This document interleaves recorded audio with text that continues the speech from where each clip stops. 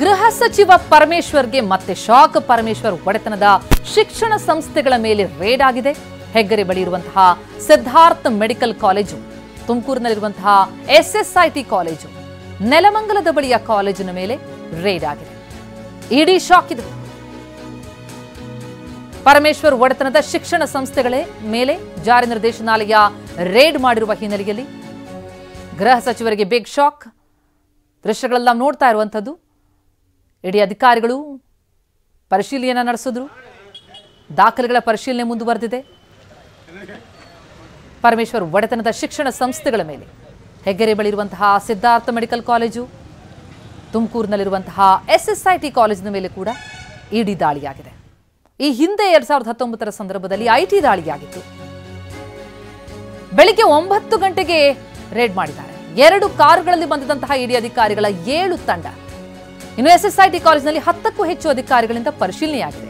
Tumakuru town DYSP ಅವರ ನೇತೃತ್ವದಲ್ಲಿ ಭದ್ರತೆ ಒದಗಿಸಲಾಗಿದೆ. ಬೆಳ್ಳಂಬೆಳಗ್ಗೆ 9 ಗಂಟೆ ಸುಮಾರಿಗೆ ರೇಡ್ ಆಗಿರುವಂಥದ್ದು. ಬೆಳಗಿನಿಂದಲೇ ದಾಖಲೆಗಳ ಶೋಧ ಕಾರ್ಯ ನಡೀತಾ ಇದೆ. ಜಾರಿ ನಿರ್ದೇಶನಾಲಯದ ಶಾಕ್ ತಟ್ಟಿರುವಂಥದ್ದು. ಗೃಹ ಸಚಿವರ ಓನರ್ಶಿಪ್ ಇರುವಂತಹ ಶಿಕ್ಷಣ ಸಂಸ್ಥೆಗಳ ಮೇಲೆ ಇಡಿ ದಾಳಿಯಾಗಿದೆ. ಈ ದಾಳಿ ಮತ್ತು ಈ ದಾಳಿಯ ಹಿನ್ನೆಲೆ ಜೊತೆಗೆ ದಾಖಲೆಗಳ ಪರಿಶೀಲನೆ ಬಳಿಕ ಏನು ಲಭ್ಯ ಆಗುತ್ತೆ ಅಂತ ಅನ್ನೋದು ತೀವ್ರ ಕುತೂಹಲಕ್ಕೆ ಕಾರಣ ಆಗಿರುವಂಥದ್ದು. ಮತ್ತೆ ಇಡೀ ಶಾಕ್ ಇದು. ಪರಮೇಶ್ವರ್ ಒಡೆತನದ ಸಂಸ್ಥೆಗಳಿವು. ಸ್ಥಳದಿಂದ ಸಂಪೂರ್ಣ ಡೀಟೇಲ್ಸ್ ಕೊಟ್ಟಿದ್ದಾರೆ, ಪ್ರತ್ಯಕ್ಷ ವರದಿ ನೀಡಿದ್ದಾರೆ SIT ಕಾಲೇಜಿನ ಬಳಿಯಿಂದ ನಮ್ಮ ಪ್ರತಿನಿಧಿ ಜಗದೀಶ್. ಆ ಗ್ರೌಂಡ್ ರಿಪೋರ್ಟ್ ಇಲ್ಲಿದೆ.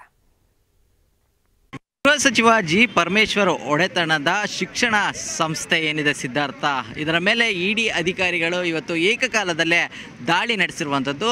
ಸದ್ಯಕ್ಕೆ ನಾನು ಕುಣಿಗಲ್ ರಸ್ತೆಯಲ್ಲಿರುವಂತಹ ಸಿದ್ಧಾರ್ಥ ತಾಂತ್ರಿಕ ಮಹಾವಿದ್ಯಾಲಯ ಏನಿದೆ ಅದರ ಬಳಿ ಇದ್ದೇನೆ. ಇವತ್ತು ಬೆಳಗ್ಗೆ 9 ಗಂಟೆಗೆ ಇಲ್ಲಿ ಅಧಿಕಾರಿಗಳು ದಾಳಿಯನ್ನು ಮಾಡಿದ್ದಾರೆ. ಪ್ರಮುಖವಾಗಿ 3 ಕಾರಿನಲ್ಲಿ ಬಂದಂತಹ 10ಕ್ಕೂ ಹೆಚ್ಚು ಅಧಿಕಾರಿಗಳು ಇಲ್ಲಿ ದಾಳಿಯನ್ನು ಮಾಡಿ ನಿರಂತರವಾದಂಥ ಒಂದು ಪರಿಶೀಲನೆಯನ್ನು ಮಾಡ್ತಾ ಇರುವಂಥದ್ದು.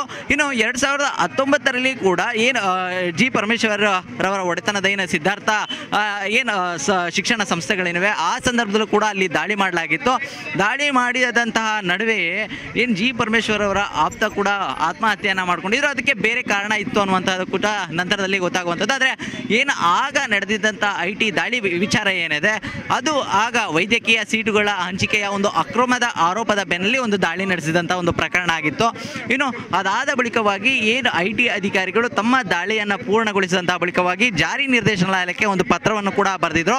ಅದಾದ ಬಳಿಕವಾಗಿ ಅಂದರೆ ಈಗಾಗಲೇ ಸರಿಸುಮಾರು 5-6 ವರ್ಷ ಆಗಿದೆ. ಅದಾದ ಬಳಿಕವಾಗಿ ಈಗ ಇಡಿ ಅಧಿಕಾರಿಗಳು ಸಿದ್ಧಾರ್ಥ ಶಿಕ್ಷಣ ಸಂಸ್ಥೆಯ ಮೇಲೆ ದಾಳಿ ಮಾಡಿರುವಂಥದ್ದು ಸಾಕಷ್ಟು ಕುತೂಹಲ ಮೂಡಿಸಿರುವಂಥದ್ದು. ಈಗಾಗಲೇ ಏನು ಪ್ರಮುಖವಾಗಿ ಈಗ ಏನು ಟೆಕ್ನಾಲಜಿ ಕಾಲೇಜ್ ಇದೆ ಅಲ್ಲಿ ಒಂದು ಪರಿಶೀಲನೆಯನ್ನು ನಡೆಸಲಾಗ್ತದೆ. ಜೊತೆಗೆ ಮೆಡಿಕಲ್ ಕಾಲೇಜ್ನಲ್ಲೂ ಕೂಡ ಏನೊಂದು ದಾಳಿಯನ್ನು ಮಾಡಿ ಅಲ್ಲೂ ಕೂಡ ಒಂದು ಪರಿಶೀಲನೆಯನ್ನು ಮಾಡಲಾಗ್ತಾ ಇರುವಂಥದ್ದು.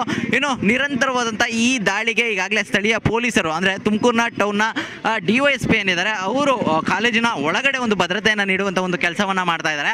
ಮತ್ತೊಂದು ಕಡೆ ಕಾಲೇಜಿನ ಆವರಣದಲ್ಲಿ ಸಂಪೂರ್ಣವಾಗಿ ಸೆಕ್ಯೂರಿಟಿ ಗಾರ್ಡ್ಗಳು ಒಂದು ಗೇಟನ್ನು ಹಾಕಿ ಒಂದು ಸೆಕ್ಯೂರಿಟಿಯ ರೀತಿಯಲ್ಲಿ ಇಲ್ಲಿ ಮಾಡಿರುವಂಥದ್ದು.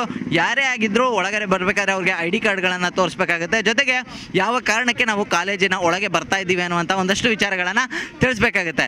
ಸುಮ್ಮನೆ ಒಳಗೆ ಬಂದರೆ ಅವ್ರನ್ನ ಒಳಗೆ ಬಿಡೋದಿಲ್ಲ ಅನ್ನುವಂಥ ನಿಟ್ಟಲ್ಲಿ ಇಲ್ಲೊಂದಷ್ಟು ಡೆವಲಪ್ಮೆಂಟ್ಗಳು ಕೂಡ ಕಾಣ್ತಾ ಇರುವಂಥದ್ದು. ಇನ್ನು ಇವತ್ತು ಬೆಳಗ್ಗೆ 9 ಗಂಟೆಯಿಂದ ಇಡಿ ಅಧಿಕಾರಿಗಳು ನಿರಂತರವಾಗಿ ಕಾಲೇಜಿನ ಆಡಳಿತ ಕಚೇರಿ ಏನಿದೆ ಅಲ್ಲಿ ಒಂದು ಪರಿಶೀಲನೆಯನ್ನು ಮಾಡ್ತಾ ಇದ್ದಾರೆ. ಇನ್ನು ಈ ಹಿಂದೆ ದಾಳಿಗೆ ಸಂಬಂಧಪಟ್ಟಂಥ ಈ ಇಡಿ ದಾಳಿ ಮುಂದುವರಿಕೆನ ಅಂದರೆ IT ಏನು ದಾಳಿ ಮಾಡಿತ್ತು ಅದರ ಮುಂದುವರೆದ ಭಾಗವಾಗಿ ಇಡಿ ದಾಳಿಗೆ ಆಗಿದೆಯಾ ಅನ್ನುವಂಥದ್ದು ಇನ್ನಷ್ಟೇ ತಿಳಿದು ಬರಬೇಕಾಗಿರುವಂಥದ್ದು. ಕ್ಯಾಮ್ರಾ ಪರ್ಸನ್ ವಿಜಯ್ ಜೊತೆ ಜಗದೀಶ್, TV9 ತುಮಕೂರು. ಈಗ ಇಡಿ ದಾಳಿಯಾಗಿದೆ.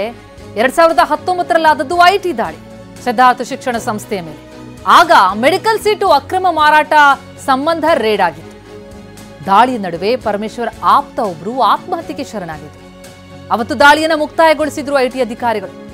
ಆದರೆ 2019ರ ದಾಳಿ ಬಳಿಕ ಇಡಿಗೆ ಮಾಹಿತಿಯನ್ನು ಕೂಡ ಕೊಟ್ಟಿದ್ರು IT ಅಧಿಕಾರಿಗಳು. ಹಾಗಿದ್ರೆ ಅದರ ಮುಂದುವರೆದ ಭಾಗವಾಗಿ ಈಗ ಜಾರಿ ನಿರ್ದೇಶನಾಲಯದ ಅಧಿಕಾರಿಗಳು ಈ ಶಿಕ್ಷಣ ಸಂಸ್ಥೆಗಳ ಮೇಲೆ ದಾಳಿಯನ್ನು ನಡೆಸಿದಾರಾ? 2019ರ IT ದಾಳಿಗೂ ಈಗ ನಡೆದಿರುವಂತಹ ಇಡಿ ದಾಳಿಗೂ ಲಿಂಕ್ ಇದೆಯಾ? ಈ ಬಗ್ಗೆ ಇನ್ನಷ್ಟೇ ಮಾಹಿತಿಗಳು ಲಭ್ಯ ಆಗಬೇಕಾಗಿದೆ. ಕುತೂಹಲವನ್ನ ಕೆರಳಿಸ್ತಾ ಇದೆ. ಬೆಳ್ಳಂಬೆಳಗ್ಗೆ ನಡೆದಿರುವಂತಹ ರೇಡ್ ಇದು. ನೆಲಮಂಗಲದ ಟಿ ಬೇಗೂರಿನಲ್ಲಿರುವಂತಹ ಸಿದ್ಧಾರ್ಥ ಕಾಲೇಜು, ಗೃಹ ಸಚಿವ ಪರಮೇಶ್ವರ್ ಅವರಿಗೆ ಸೇರಿರುವಂತಹ ಕಾಲೇಜ್ ಇದು, ಸಿದ್ಧಾರ್ಥ ಕಾಲೇಜು. ಅಲ್ಲೂ ಇಡಿ ದಾಳಿಯಾಗಿದೆ. ದಾಖಲೆಗಳ ಪರಿಶೀಲನೆ ನಡೆಸ್ತಾ ಇದ್ದಾರೆ ಇಡಿ ಅಧಿಕಾರಿಗಳು. ಗೃಹ ಸಚಿವರಿಗೆ ಸಂಬಂಧಪಟ್ಟಂತಹ ಶಿಕ್ಷಣ ಸಂಸ್ಥೆಗಳ ಮೇಲೆ ಈ ಇಡಿ ದಾಳಿಯಾಗಿದೆ. ಬೆಳಗಿನಿಂದಲೂ ಕೂಡ ದಾಖಲೆಗಳ ಪರಿಶೀಲನೆ ಮುಂದುವರೆದಿದೆ. ಬೆಳ್ಳಂಬೆಳಗ್ಗೆ ನಡೆದಿರುವಂತಹ ಈ ಇಡಿ ರೇಡ್ನ ಹಿನ್ನೆಲೆ ಏನು? ಈ ಹಿಂದೆ ಆದಂತಹ ಐಟಿ ರೇಡ್ನ ಮುಂದುವರೆದ ಭಾಗವಾಗಿದೆಯಾ? ಯಾಕಂದ್ರೆ ಅಂದು ಐಟಿ ರೇಡ್ ಆದ ಮೇಲೆ ಇಡಿಗೆ ಆ ಬಗ್ಗೆ ಮಾಹಿತಿಯನ್ನು ರವಾನಿಸಿತ್ತು ಐಟಿ. ಆ ಹಿನ್ನೆಲೆಯಲ್ಲಿ ಆದರೆ ಅದು ಅಂದು ನಡೆದದ್ದು 2019ರಲ್ಲಿ. ಅದಾಗಿ ಈಗ 5-6 ವರ್ಷ ಆದ ಮೇಲೆ ಇಡಿ ದಾಳಿ ನಡೆಸುತ್ತೆ ಅಂತಂದ್ರೆ ಯಾವ ಆರೋಪದಡಿ? ಏನು ದಾಖಲೆಗಳ ಪರಿಶೀಲನೆ ನಡೀತಾ ಇದೆ?